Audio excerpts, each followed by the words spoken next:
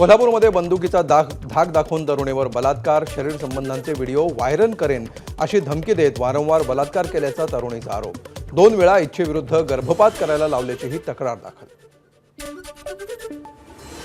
अलिबाग शहरातील एसटी आगारासमोर एसटीची दुचाकीला धडकेमुळे दुचाकीवरील तरुणाचा जागीच मृत्यू.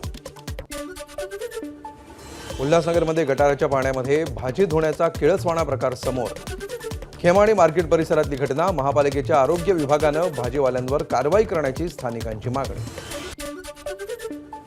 सरपंचाकडून 2 अल्पवयीन मुलींवर लैंगिक अत्याचार. चांदवडच्या विटावे गावातील धक्कादायक प्रकार. पीडित मुलीच्या तक्रारीवरून सरपंचावर लैंगिक अत्याचार प्रतिबंधक कायद्याअंतर्गत गुन्हा दाखल.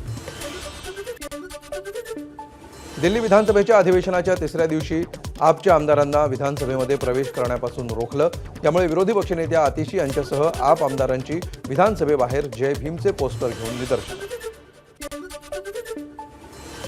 जर्मनीतील बिलेफेल्ड शहरातील न्यायालयाबाहेर गोळीबारामध्ये एकाचा मृत्यू झाला. 4 नागरिक जखमी. न्यायालयामध्ये सुरू असलेल्या व्यावसायिक ब्रॉक बेसार निमानी यांच्या हत्येच्या सुनावणी दरम्यान झाला गोळीबार. चल हल्लाबोल चित्रपटातील नामदेव ढसाळ यांच्या कवितांवर सेन्सॉर बोर्डाचा आक्षेप. कवितेमध्ये शिव्या आणि अश्लीलता असल्याचं सेन्सॉर बोर्डाचं मत सिनेमा रिवायझिंग कमिटीकडे दिला.